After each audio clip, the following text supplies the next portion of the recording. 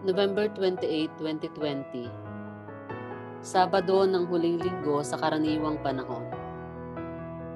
Pagbasa mula sa Aklat ng Pahayag. Ako'y si Juan.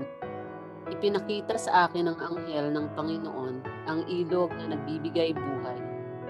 Ang tubig nitong sinlinaw ng kristal ay bumubukal sa trono ng Diyos at ng Kordero at umaago sa gitna ng lansangan ng lungsod. Sa magkabilang panig ng ilog ay may punong kahoy na nagbibigay buhay. Ang bunga nito'y iba't iba bawat buwan at nakaluluna sa sakit ng mga bansa ang mga dahon nito. Walang masumpungan doon na anumang sinumpa ng Diyos.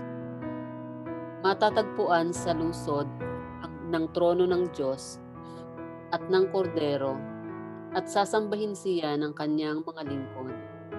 Makikita nila ang kanilang muka at masusulat sa kanilang noo ang kanyang pangalan.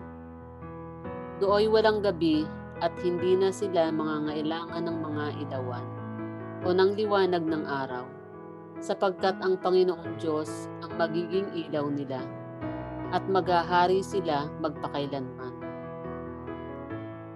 At sinabi sa akin ng anghel, maaasahan at totoo ang mga salitang ito. Ang Panginoong Diyos na nagkaloob ng kanyang espiritu sa mga propeta, ang siyang nagsugo sa kanyang anghel upang ihayag sa mga lingkod niya ang mga bagay na magaganap sa lalong madaling panahon. Makinig kayo, wika ni Jesus. Darating na ako. Mapalad ang tumutupad sa mga hulang nilalaman ng aklat na ito.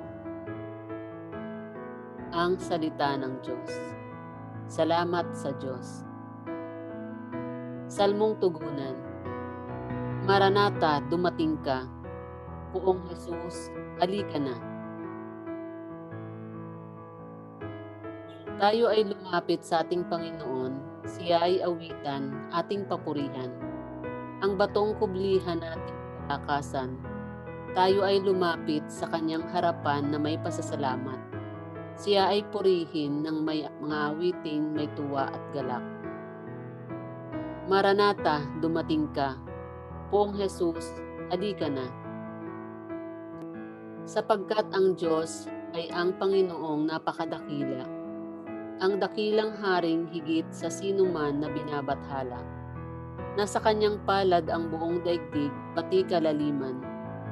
Ang lahat ay kanya, maging ang mataas nating kabundukan. Kanya rin ang dagat, pati ang lupa na kanyang nilalang. Maranatha, dumating ka. Poong Jesus, halika na. Tayo'y lumapit sa kanya'y sumamba at magbigay galang. Lumuhod sa harap nitong Panginoong sa ating lumalang. Siya ang ating Diyos, tayo ay kalinga niya hirang. Mga tupa tayong inaalagaan. Maranatha, dumating ka. Poong Jesus, halika na. Alleluia, alleluia. Manalangin walang humpay, samantalang hinihintay si Jesus na poong mahal. Alleluia, alleluia. Ang mabuting balita ng Panginoon ayon kay San Lucas.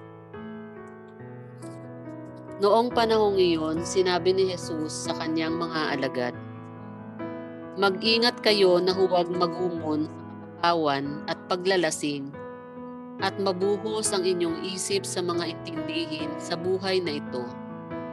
Baka abutan kayo ng araw na yaon na hindi sapagkat darating iyon ng di inaasahan ng tao sa buong daigdig. Kaya't maging handa kayo sa lahat ng oras. Lagi ninyong idalangin na magkaroon kayo ng lakas upang makaligtas sa lahat ng mangyayaring ito at makaharap sa anak ng tao. Ang mabuting balita ng Panginoon. Pinupuri ka namin, Panginoong Hesukristo.